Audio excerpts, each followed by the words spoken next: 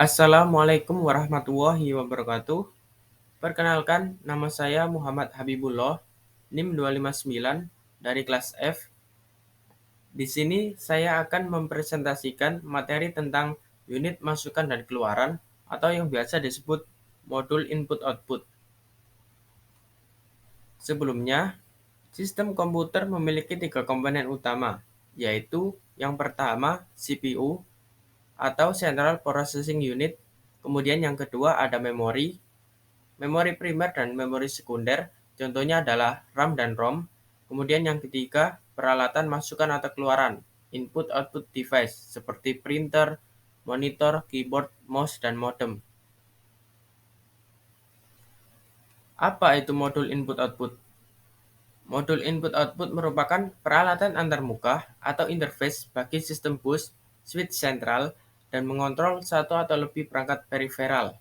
Modul input-output tidak hanya sekedar modul penghubung, tetapi sebuah piranti yang berisi logika dalam melakukan fungsi komunikasi antara periferal dan bus komputer.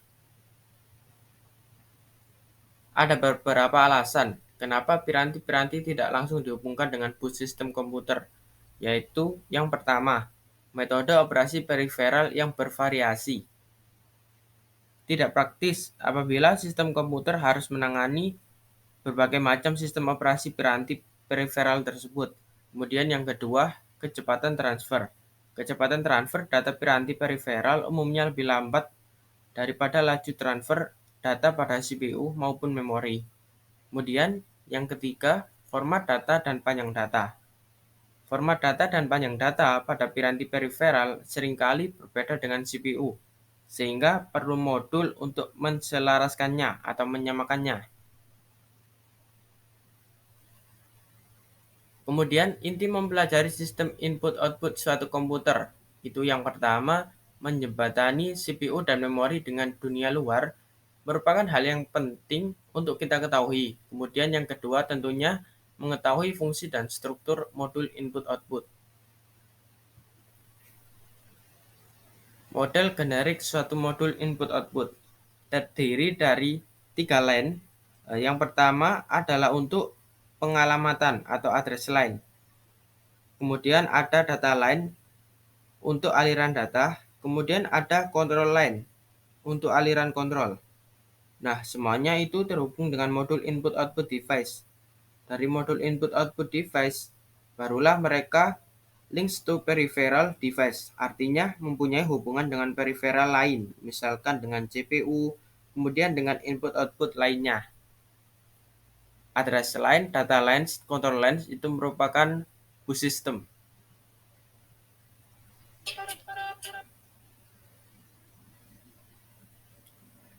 Modul input-output memiliki 2 fungsi utama, yaitu yang pertama itu sebagai piranti antarmuka ke CPU dan memori melalui bus system.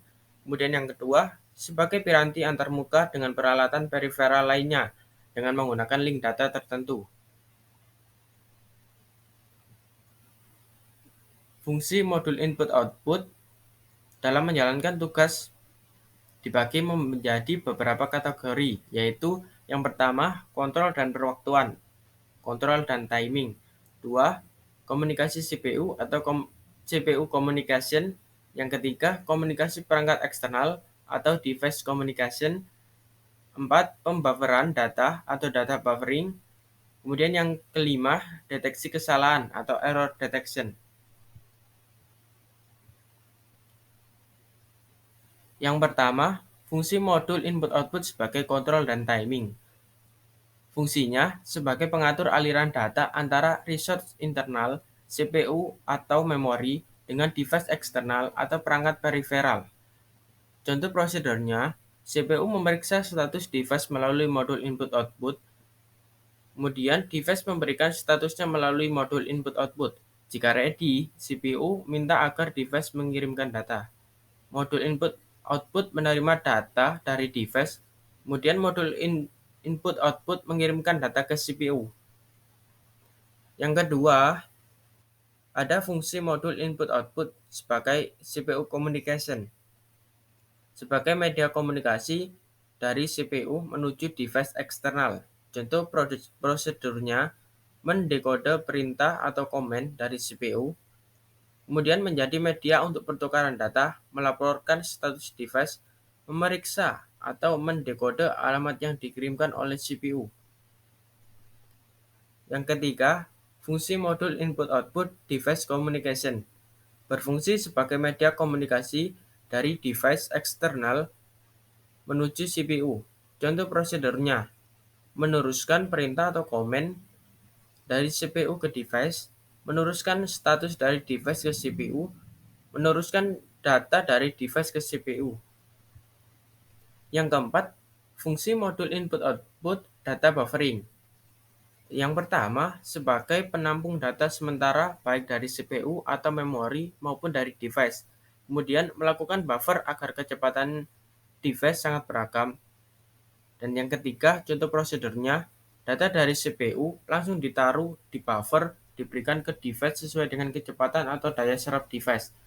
Kemudian data dari device dikumpulkan dulu di buffer, setelah periode tertentu baru dikirimkan ke CPU.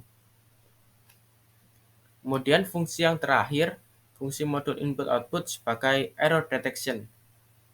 Fungsinya yaitu berfungsi sebagai pendeteksi kesalahan yang ditimbulkan oleh device.